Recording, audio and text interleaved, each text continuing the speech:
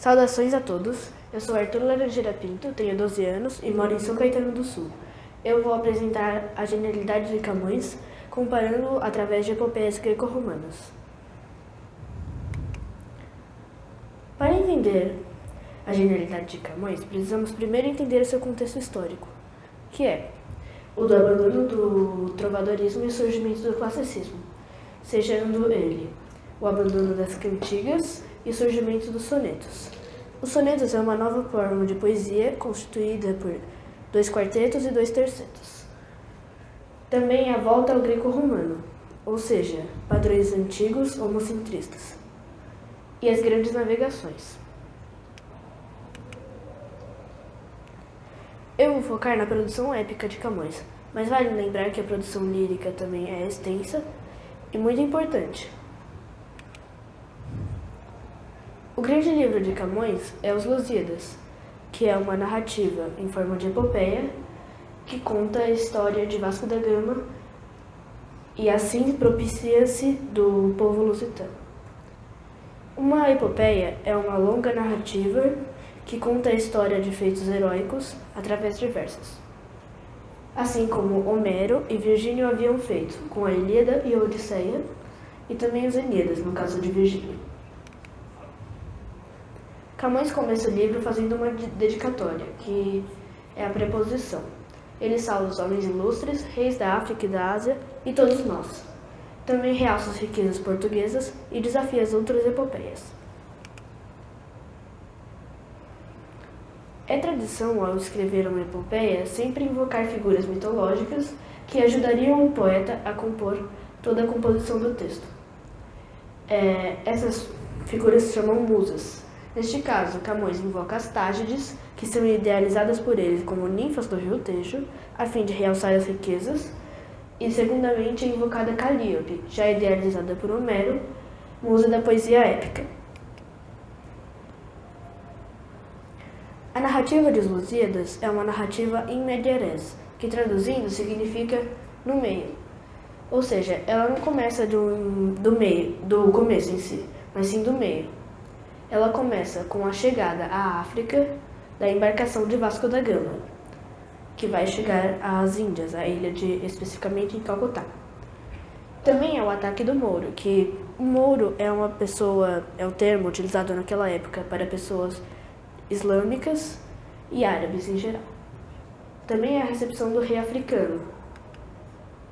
Os próximos cantos, eles serão de flashback, além de um deles, o que eu vou citar agora, ser de uma explicação breve do consenso entre o segundo plano, que é o plano mitológico. Essa narrativa tem muitos planos, e um deles é o mitológico. Este plano narra a posição de cada um dos deuses sobre o fato dos portugueses irem desbravar novas ilhas. Todos os grandes deuses apoiavam a ideia, menos Baco, que é o deus do vinho, ou Dionísio. Os próximos cantos eles contam, no caso Camões, conta a história de todas as gerações portuguesas, focando em Inês de Castro, pois ser um amor impossível com Dom Pedro, não o nosso, o Dom Pedro de Portugal, e ela acaba sendo decapitada.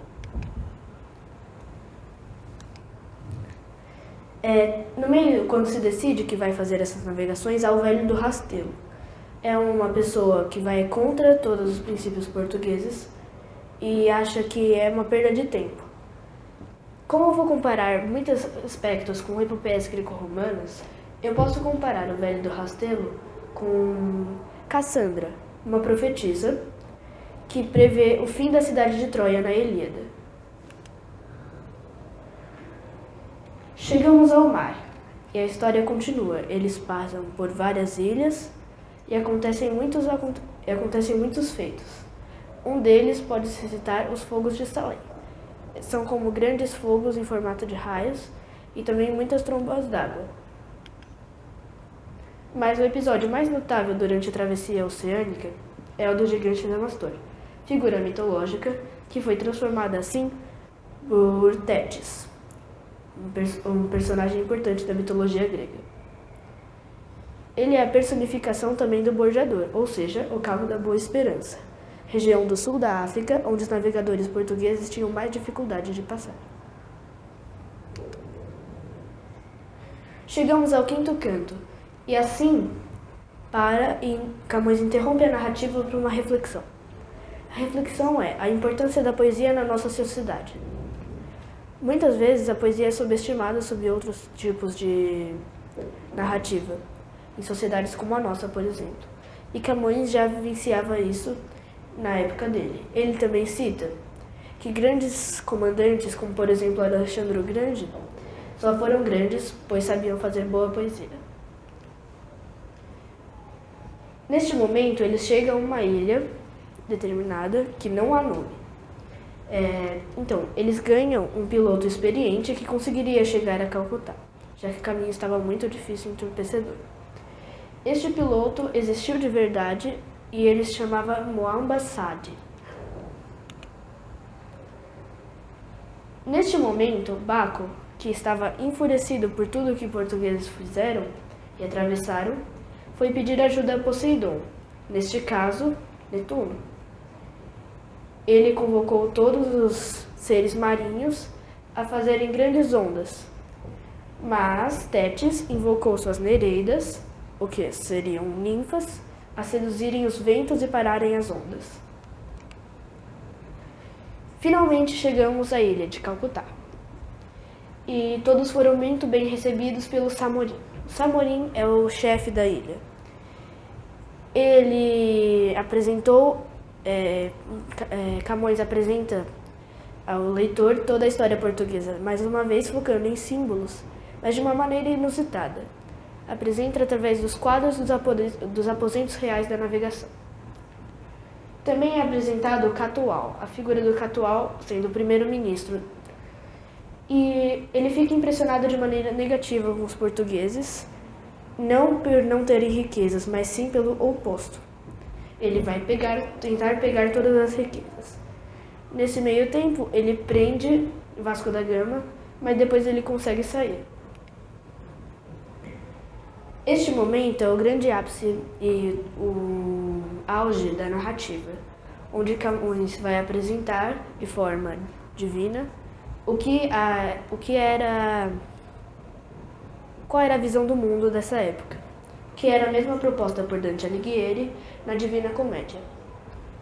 Um mundo onde haviam 9 camadas, com o inferno, o paraíso e o purgatório, onde cada camada seria destinada a um tipo de pessoa diferente. Claro que, cientificamente falando, hoje não é aceito esse tipo de mundo. Obrigada a todos que assistiram e muito obrigada pela sua atenção.